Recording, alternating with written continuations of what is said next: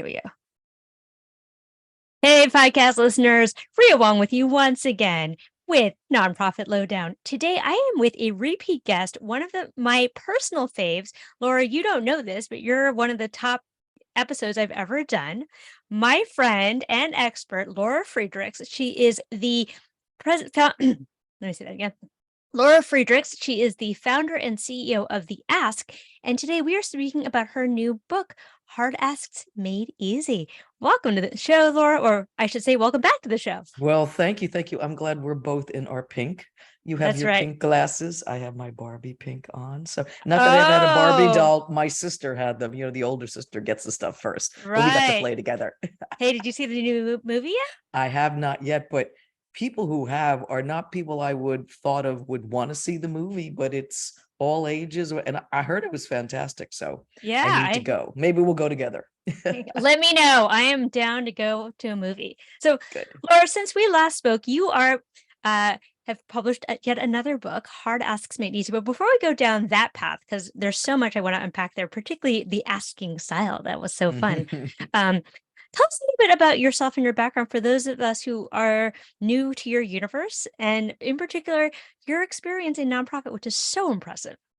Oh, thank you. Well, we all have journeys that get us there. So long string of I started as a journalist. You may not know this, with Newsweek magazine. I did not know this. I wanted to do communication law, so I went to law school, and I was on the track to do that, but I got sidetracked because I got the job with the FCC, the job you want.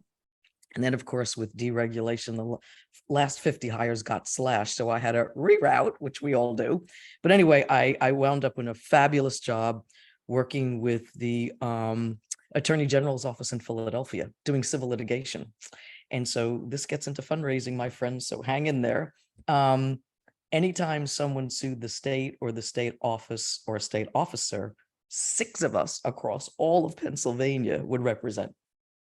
So I actually began my asking skills on cross-examination because I found out in hindsight, looking back, I won a lot of cases on cross-examination because we asked the right questions and were quiet. So from there, the Bar Association had a foundation that raised and distributed money to community legal services. And that's how I got into fundraising, not knowing a thing. So like many of the people who listen to your podcast or want to break into the fundraising world, I went to University of Pennsylvania, got my certification, and immediately joined the Association of Fundraising Professionals. And it took off. From there, I went to Deborah Heart and Lung. We started raising money. And then I went to Temple University. We did their $300 million campaign. But all along now, I'm beginning to write books on how to ask, because something that was seemingly okay, I can't say easy, but it was just left on the ground for people, luck, chance, and time. So whenever I see a problem, I create structure. So that's why I put structure into the ask. And I went to Pace University and we did their campaign, and I'm still writing books. And I thought, you know what, this is what I want to do. So I spun off on my own. I have my own consulting. So I do speaking, training, consulting, and very, very exciting. Every 3 years, I've got to write a book. It's just in me. I can't live besides myself. So this is my 7th book and the one I am most proud of.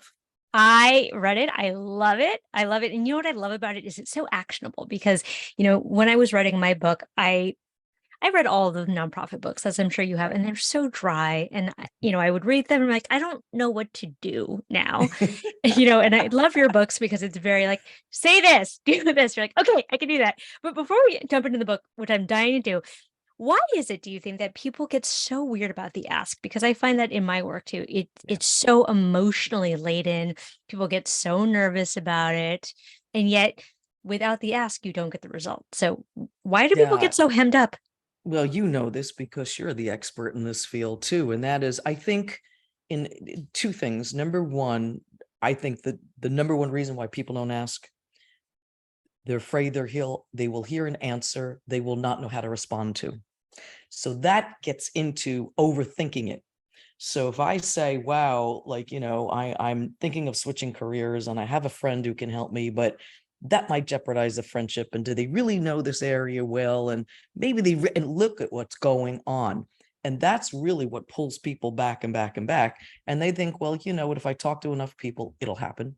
If I sit tight, you know, the gods will be with me, it'll happen. Or, you know, next year is good. We're in the summer. There's no one around the summer. I don't know, you're around, I'm around. There's no one around in the summer. Don't do it. So you see where we're spiraling.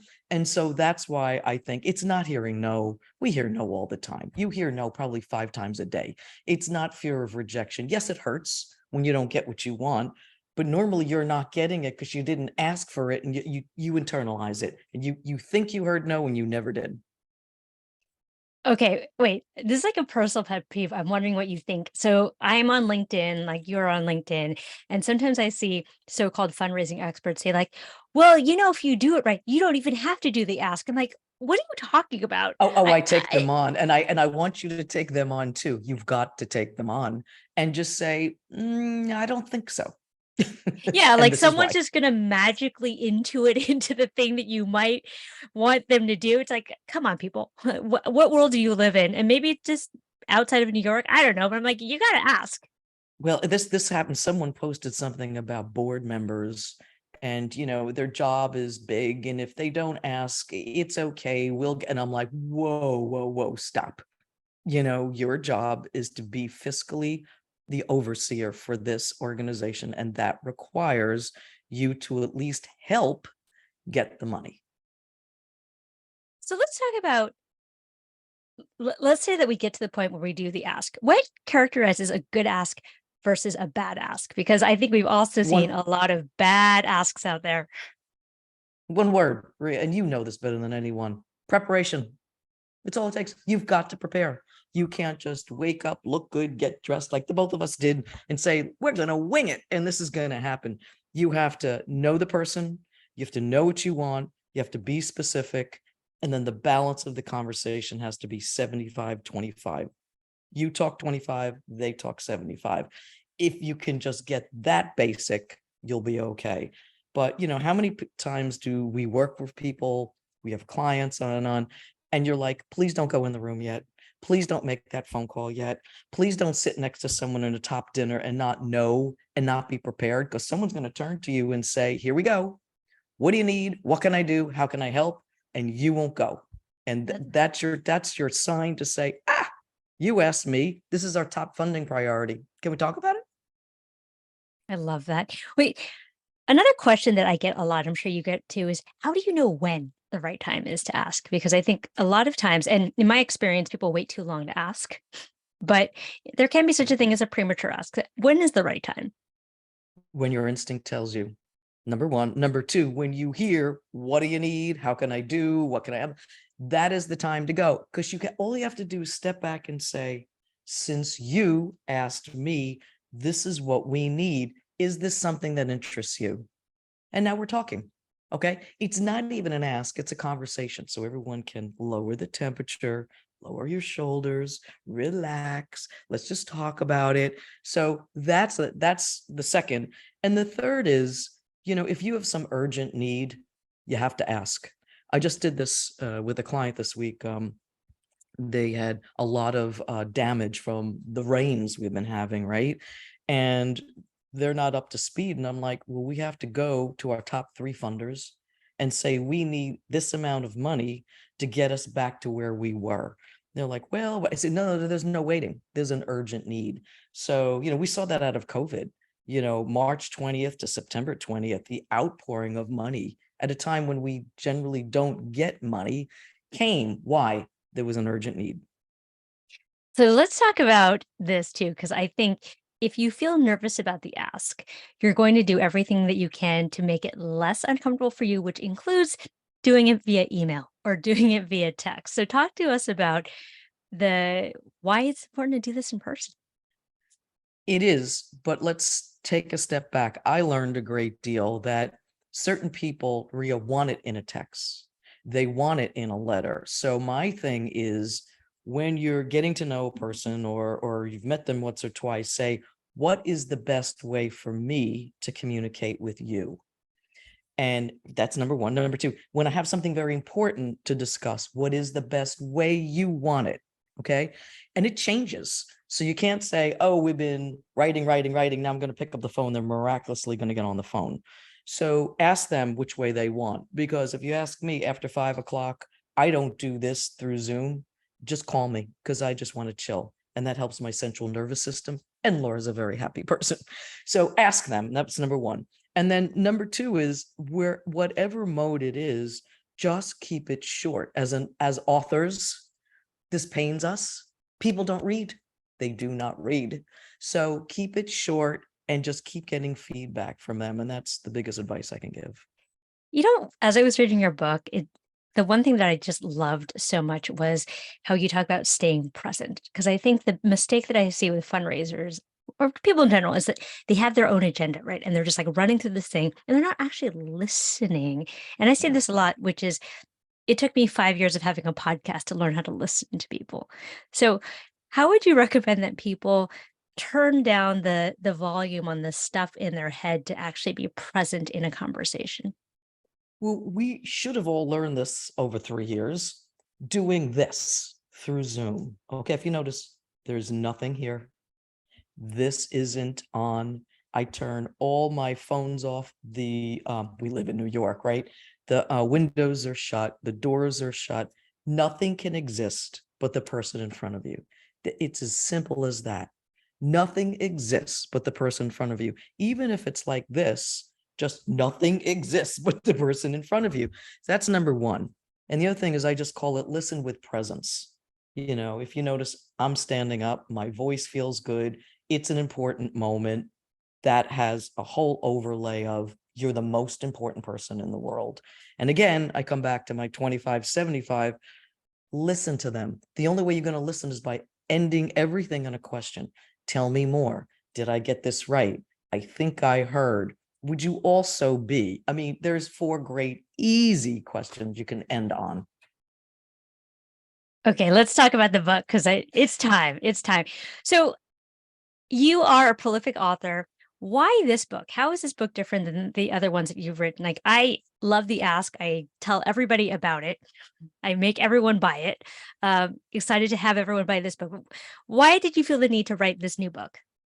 Well, let me ask you first. You and I have read each other's books and we've listened to each other talk. And what struck you different about this book than the other books?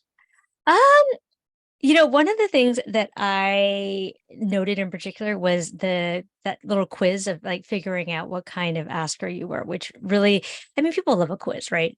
There was a lot of the same material that was reiterating for me, so that was really helpful. The other thing I noted was you got into the different modalities. I think in our post-COVID world, we have to recognize that many things are online. Those are the things that struck me. I feel like I'm in a quiz. Like, did I answer? No, but it's good. No. It's like each person is it. I wrote this because during COVID, people came to me with excruciating asks and not what you think. How do I leave my husband? How do I kick my kids out of the house? How do I tell my boss I'm not coming in? How do I tell my parents I can't take care of you anymore? It was think about it. Everything stripped away. And all we had to do was think of ourselves and our loved ones. I mean, there wasn't work. That was the time when everything stripped away and what you wanted and didn't want came to the forefront. So the title came immediately to me. And then I thought, I've never done this before. I need a writing coach. So this book, I had a writing coach. And I think this book for me is dramatically different just from the get-go. Think about this, Ria. I have never been on the cover of any of my books. If you see them up there, it's Yeah, all the ask. So the hardest thing for me was getting the photo. But I said, why? And they're like, if you've got this voice, people have to know who you are. And I was like, okay. And then the second point was, and this was my writing coach said this to me, and it's a good tip because you write books too. Why do you think she read all my books that you see over there? Why haven't I heard about you? Why don't more people know about you? And I'm like, because when I stand up and speak or do a training on, people say, Laura, we love what you have to say. We love your tips, but here it is. We're not you. And I thought, Mm. whoa. So my writing coach said, you need to put you in this book. And I have never given examples of me other than the typical, I met this person, here we raise money. So the first chapter is the ask. You always had it in you, beginning at childhood, how you relentlessly asked for things. So I'm not giving you something, I'm taking it out of you. And we all start in the same playing field. The second chapter, which you like, is okay, now that we know I'm bringing out of you, what's our baseline? And the baseline is take the quiz and see which of the 4 askers you are. And there's only 4 types. So now we have a baseline. And now we can go forward giving you steps on what to do. So that is the reason I wrote the book. And that is the reason this is so, so different from my other books. Yeah, I'm so glad that you said that about our post-pandemic world, and the game has changed, right? Like something has shifted in the universe. It just feels like, I don't know, like our tolerance for bullshit has really declined. People know exactly what they want, what they don't, and everyone out there listening to the, you've got to be ready on the spot. The first time you meet someone, say, what's this all about? Because no one wants to waste time anymore. I know, I know. Well, and I see this with my clients as well that I coach, like the old school method of like, then we go out for a million coffees and then we like do the site visit. I'm like, nobody wants to do that. Nobody wants to meet you for coffee. Nobody wants to read your perspective. Like, let's get right down to it, right? Like, what do you want and how can I deliver it for you? Exactly. So, tell us some of your favorite tips for folks who are listening, who are, because I think that the crazy thing about our sector, and I'm sure you would agree, is we put people in these roles of having to do very important things, resourcing super important work in the world with no training, no capacity, no professional development, And high goals. and And high goals. and high goals, high stakes. People's lives are at play here, right? Right. So if I'm listening to you, I'm like, okay, Laura, help me. What are some of the top things I can do to be a better asker right now? So we're going to start with the absolute favorite of mine, which I refine, the 5 laws of asking. They're not rules. They're not guidelines. They're laws. I can say that I'm a lawyer. It's a law. Yeah, officially, Because according to the it bar, is. it's a law. It is. Because it has strength and it works. No matter where you are, if you're just starting at the annual fund, if now you're in charge of a big campaign, let's say you do both and then they threw stewardship over you. Okay, it can be undaunting. So here we go.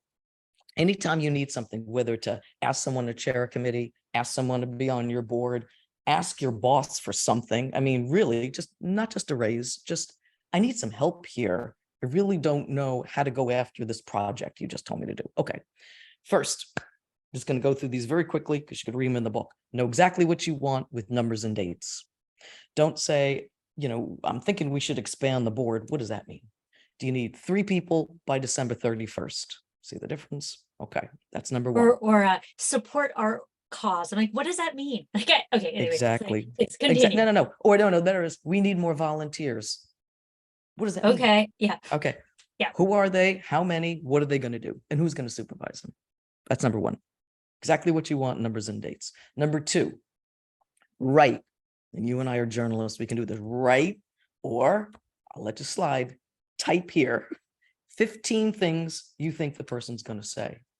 So if you just want to ask your boss for, let's say, extra help or even a part-time admin, come on, we're hearing this so much. That is the oldest ask heaven ever created, and it's still out there. I need support, right? You need an admin 20 hours a week just to do these reports and to enter things in our database. Now, wouldn't that relieve you, right? Okay. So let's write down 15 things your boss is going to say. Not in the budget. No one else has an admin. We've been doing fine. Oh, ask, your coworker. I'm sure he'll pitch in, write it. And then the 15 things you'll say back. We tried that before. It didn't work. This will help our efficiency, blah, blah, blah. Okay. 15 things they're going to say, 15 things. And then beauty of this is you just keep the list. If you're 16, that becomes number 16. We do that because that goes into number 3, deliver with confidence. And this is this law everyone skips. I got this one. It's good. I'm feeling good. I got dressed. It's a sunny day. And it's like, oh no, we're back to listening with presence. Be the part. Your tone is as important as your words. So watch your tone. Don't be over aggressive, under aggressive. Deliver with confidence. Law number 4, personal favorite of Laura's. Clarify what you think you heard. Now, you're preparing and you're going to jump into assumption land that the person is going to say this and it's ingrained in you. And if the person just says, well, that's a pretty good idea, where do you take that? Or, hey, that sounds good to me. Is that a yes? Is that a maybe? Does that sound pleasing to you, but going nowhere? Clarify what you think you heard by asking good questions. Say, you know what? Super, we're on the same page. How can we both make this forward? Do I have clearance in the budget? There we go. Same runway. Okay. And the last one is plan your next move while you're talking. Don't sit there and say, this has been great. I'll circle back and then 3 weeks are gone and your boss is going to be, we talked about what?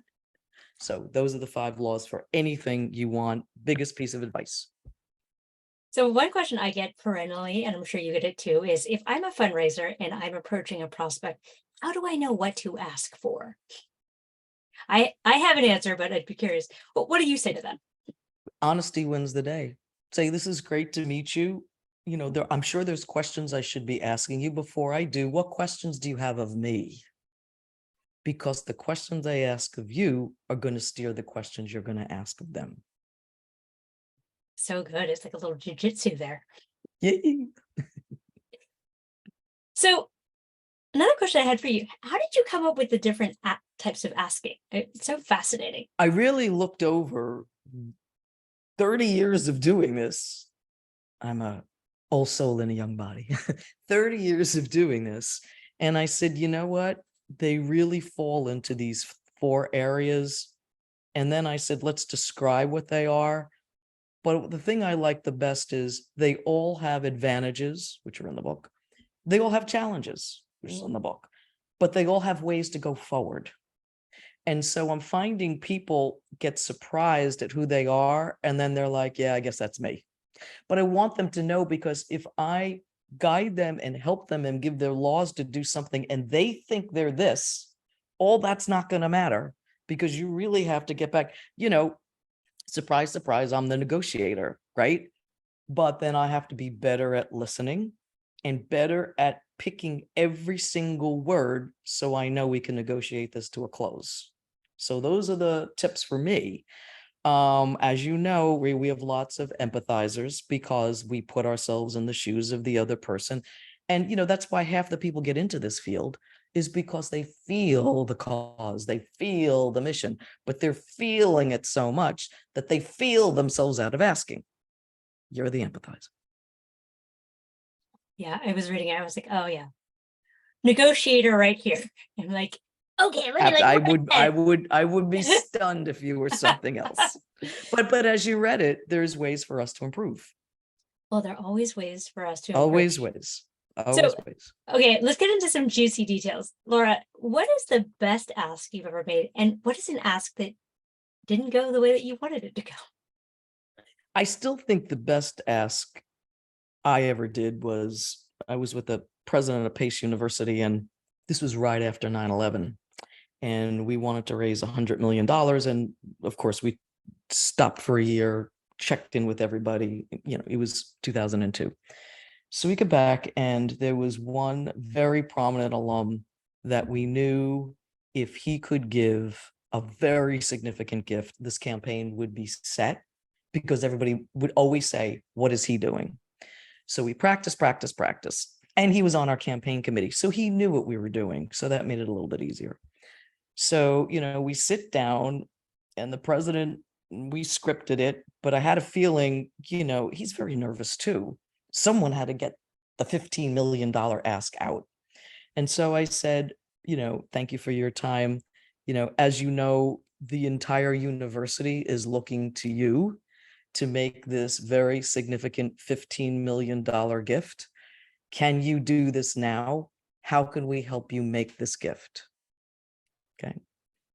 And he said, typical, I have to think about it.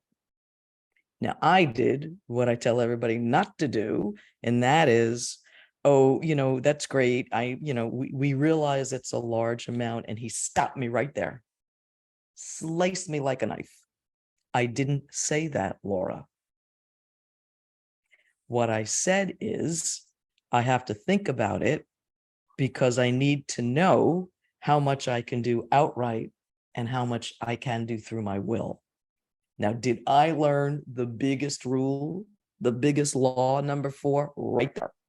And he turned out later and he wanted to do scholarships. And then he called me, said, what is the biggest individual gift you've ever received for Endowed Scholarship Fund? And so I told him, and so he wound up doing $10 million for endowed scholarships. And the rest was in his will. So that was like, at the time, people are doing now billion, trillion-dollar campaigns, but at the time, that was my biggest monetary ask. And I share that because I learned I did it wrong. I made the assumption, and I'll never do it again. Yeah. Ever. All right. What about do you see something that went sideways? Because I think we can all relate to things that just went sideways that you thought it did. go one it way. did. Yeah. I have in the book, Trust Your Instincts or You Lose. I was with a dean, and we were going to meet a woman who wanted to do a very large gift for the business school.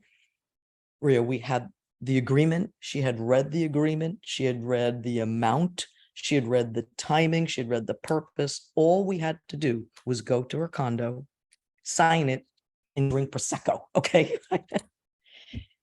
We're in the elevator. He takes the agreement, crosses out the amount, and doubled it.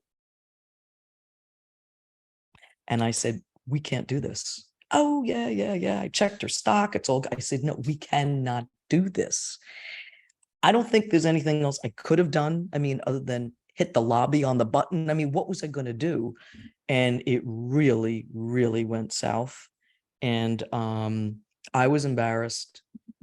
And I never want to be in that position again. I don't know what I could have done to prevent it, but that one was really bad. Yeah. Because it's hurtful, it's disrespectful, it's egotistical, it's we can always come back. Let her do that. We can always go back. Yeah. But it was, I'm going to hit this benchmark, and today, and it didn't happen. So one thing that I was thinking about with the ask, and we also the Giving USA numbers where we saw individual gifts are down, and yet we know that there's so much wealth out there. And so, yes, to my mind, that points to the fact that as a sector, we do not do a great job of retention, and we don't do a good job of leading people down a path to, help them manifest their philanthropic hopes and dreams. And so it seems to me that the ask comes after a very sort of insightful and thoughtful cultivation process. Can you speak a little bit about that, or retention rates? Because I just think the ask feels like the bow on the gift, but you have to have gone through a process. Like, you can't just go out willy-nilly and ask people for money without any kind of relationship. Right. Let's go to the Giving USA. First of all, for heaven's sakes, $499 billion is something to celebrate. And I have a thing about the Chronicle. Yes, it went down adjusted for inflation, but that bottom line number went up. Right. And so everyone's thinking giving went down. So we went from, what was it? 457 billion, didn't go down, it went up 499. So I think we don't celebrate ourselves enough. So that made me quite angry, by the way. Chronicle people listening, celebrate. That's all I can say. True facts, individual giving, but it's skewed because that giving of, I think it was 67% by individuals, but you also have to add in bequests, was a lot of people at the top making very large gifts. And we need to look at that, to your point. Where is the rest? Where's the middle? Where's the bottom? Who's going to, right? Number one. Number two is we went Mackenzie Scott crazy. because we all took a look at, well, there's billions here, 100,000 here, 6 figures there. And all we did was look for the top, look for the top, look for the top. And we all know that's fine, but you also have to do the middle to become the top, and then the people beginning to become the middle. So I don't see enough people. I did this when we were with the Humane Society, which I love. I was with Tony Condon, my favorite fundraisers, and she had a title when I came to help them called Emerging Major Gift Officer. And I love that title because it spells it out, emerging, right? So let's encourage people to go from here to here. But when you have that title in your job, it's to move people up. And then you need someone to replenish the supply of those you're moving up. This is fundraising 101. It's no different than when I entered the field 1991, but we're getting skewed at the top. And if Giving USA stats didn't show that, then we're not paying attention. So retention is vital, but also new donor acquisition is just as important. Because I just see us still, this with your clients and the coaching that you do, we're so concentrated on the people in front of us. How are we expanding it? Who new are we inviting? And this is where your board can be instrumental. Don't do this once a year in a training. It has to be part of your every month, every quarter agenda. Who did you talk to? How can my staff follow up? Yeah. Very simple. Let's talk about Mackenzie Scott for a second, because I do think the thing that's, I call it like nonprofit lottery, like, and it's true. And everybody's so psyched about it because it's just like money that dropped out of the sky. And to my mind, look, I'm not going to say no to $1 million that drops into my lap, but it's not sustainable money. And there's no way to cultivate her. There's no way to steward her. There's no way to have an ongoing relationship with her. So talk to me about like what happens when you have these very, very big gifts that may be a one-time gift. And, what we know is wealthy people also have infrastructure in place to keep in arm's length, to keep themselves shielded. So how do you advise people in that regard? I saw this years ago. I was in North Carolina, and I think because of hurricanes that have happened, the state decided to have like state grants, large grants for all the nonprofits in a certain area that kept getting pelted with whatever. And I saw more groups do the thing that no one should do. You ramped up your programs and they literally shut down within a year or two. Okay. You have to be prepared if you have to be prepared if a large gift comes, but also have agreement on your board, at least 30% of whatever you get is going into your endowment, your stability fund. Have that agreement up front, because so many people are like, well, if we have this, and it's all good, that's number one. Number two is whatever falls in your lap, is it part of your strategic plan? And why don't we just fund what you have already set out to do? Okay. There can always be reserves that you can pull, but everybody's like, it's a blessing and a curse. It's like winning the lottery. How many families do you know blew apart because they got a big, big win? Everyone spent the money and they turned around. It's like, now we have nothing. Okay. I'm thinking nonprofits are a little bit better at it, but it also makes me feel kind of sad in a way that you feel like it's the have-nots. Well, what about the groups that didn't get funded by Mackenzie Scott? How are they feeling? And I'm going to tell you, a lot of staff are feeling pressured of who did they know? Who can we connect? And you're spending all this time. Now, it could be valuable to an extent, but then you got to cut it off and look what's right in front of you and work towards your own goals. So I think her philanthropy is outstanding. I think Bridgespan was the one that really vetted these groups, and good for them. But I really hope that they use it in the right way, and at least 30% has got to be in their endowment. So let's go back to the ask, because I think that's such a critical moment of like, we've been building up, now we're going to do the ask, and like, are we going to be on a journey together? To your earlier question or your earlier story, how do we ask in a way that encourages trust? Because I think at the end of the day, trust is the currency. Like, if I don't trust you, we're not going to do business. If I don't trust you, I'm not going to give you a gift, right? And so often I think when we get into this transactional mindset of like, I'm going to ask, I'm going to get it, I'm going to move on.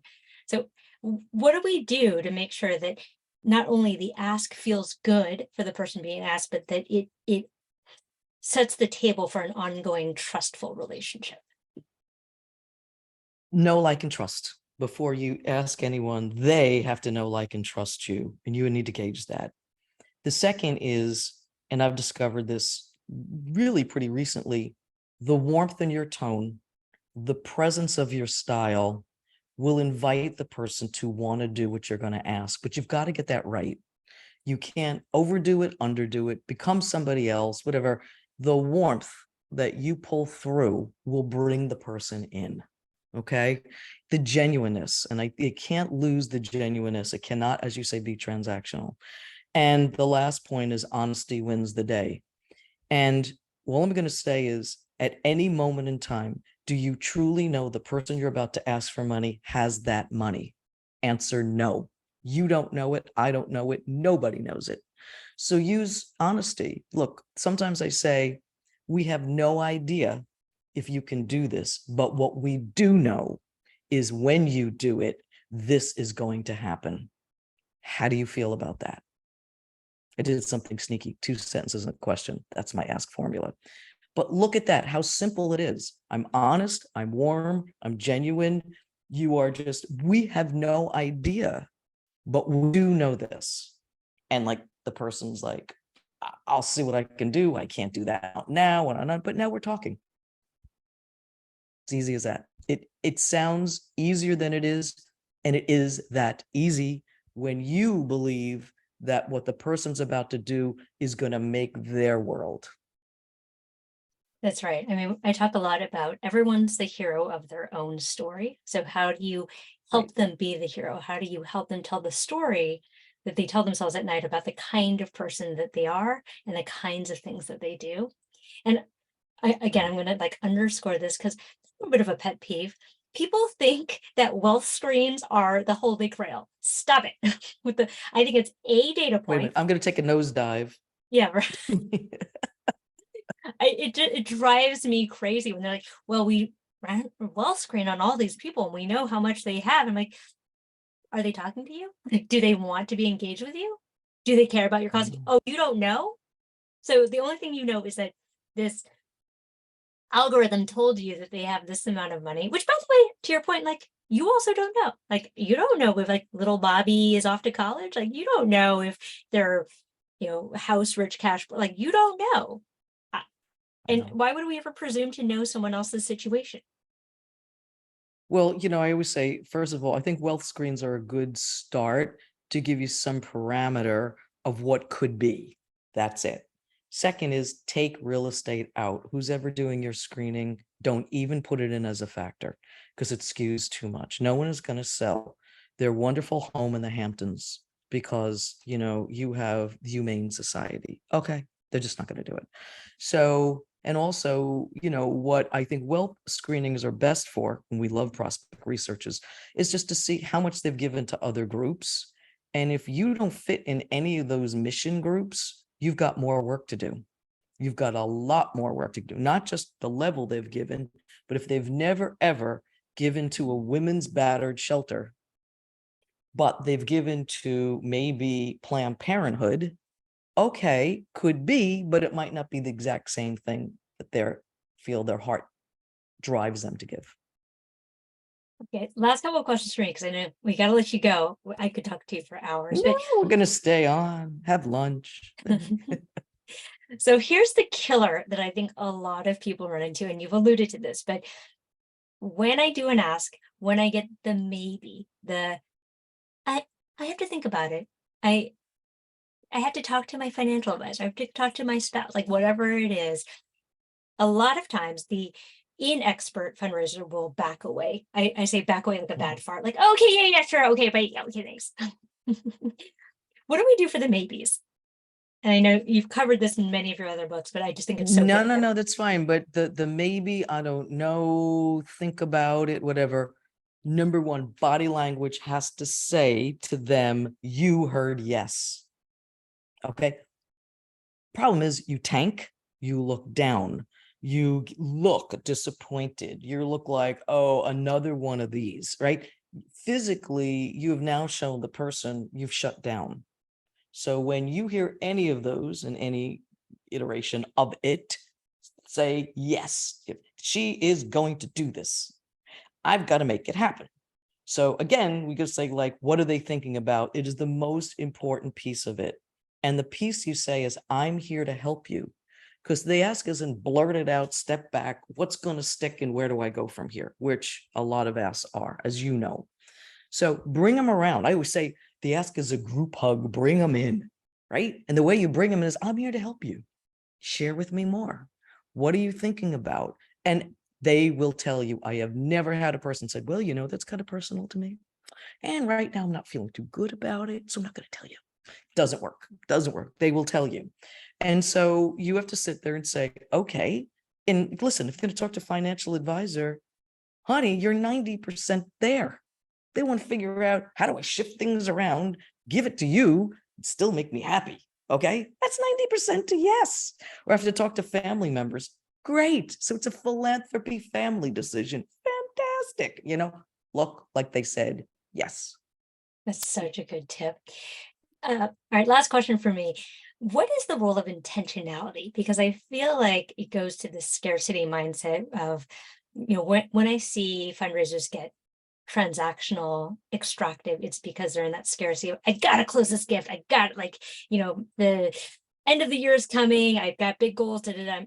And I just think it's so antithetical to the being present and being sort of generous with your energy. Like, I'm here, Laura, I'm here to help you do the thing. How can I help you? If in the back of my mind, I'm like, oh God, oh God, oh God, if I don't close this, like my job is on the line. So Yeah, I've been there too. And you've been there too. I've been there. And you're almost bipolar, right? Where it's like, I want to be genuine. I really like my job. This is a nice person. Oh my gosh, if I don't do it, then I've got to make 50 more phone calls. And you look like you're physically split. This is terrible. So, one of the things to the bosses out there, let's encourage good asking. Okay, this is what we do. And I did this when I supervised people at Temple and supervised people at Pace University. I gave just as much credit when they asked as when they talked to the person. So if your job is to see 15 people or make 15 asks, if you tried to ask, you got credit. Okay? When we all decided it was the right time, the right amount, you got credit. Now, on the boss's side, I would sit there and say, what did they say? What did you say? Let's make refinements, because we're there to nurture them and make them the best they can. Without those two steps, you're just a goalpost. Seriously, did the ball go through or not? You are a goalpost, and people are going to see it. So anyone supervising anyone out there who needs to ask for money, give them credit for making what I call the assist, the ask, walk through them, every single word, because every word in there matters. And even if they said no, then you could say, to your example, Kristen, how about if we call them together and thank them just for their time?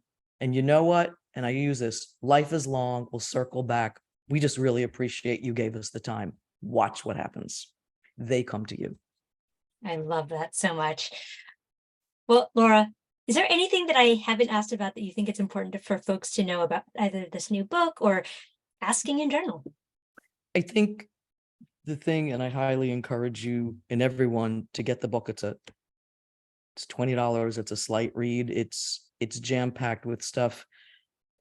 The ask you do for your nonprofit job is the ask you'll do in your personal relationship, in your connection to spirituality, for a doctor that you need more advice from a friend you loaned money and they didn't give it back.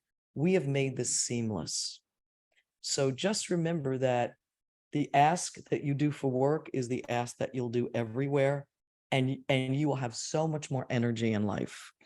That's the first thing. And the second thing, which I have to share with you when you're the first podcast to hear this is resonating with teens. Teens. I was just on a podcast with Teens Want to Know. Phenomenal. You ought to look it up. These teens are like human sponges. You can't assume, oh, they're going to live through life, and then when they get a job, 20 and 30, they're going to need this. They need it now. In the book is, how do I stop being bullied? they need life skills because their life was on hold for 3 years, right? So this is ageless. So I would just say, even if you have some children, you want to give it to them, give it to them, grandchildren, give it to them. It is shocking. And I'm so happy that it's resonating with young people. Funny thing, I don't know if you know this, I spent the winter semester at my old high school teaching a class on social entrepreneurship, and I taught Wow. them two sentences, one And a question. question? Yeah, How did they like it? How did they they respond? loved it. They were like, "Oh, I'm going to use this on everyone." I was like, "Use this power responsibly." Like, I I love that. I want to get bigger allowance from my parents. I'm like, okay, let's practice that. So you're absolutely right. Oh, I These love are that you went to your real, high school. That is great. That's no, yeah. really, it surprised me. And then I thought, I am like the happiest I am the happiest I've ever been in my entire life. I can honestly say that. Oh, I'm so glad. Well, Laura, always so fun. I will make sure that all of your information is in the show notes, including a link to your very excellent book. Everybody should buy it. $20. It please is a fraction of what you will get of value from this book. So Laura, thank you for all that you do. Thanks for being a guest on the show again. Thank you for being my friend. Thank you for being a friend. We'll have a cheesecake on the lanai when I see you next. Oh, sounds good. All right. Thank you I really appreciate it. I appreciate you being here. Thanks so much. Bye-bye.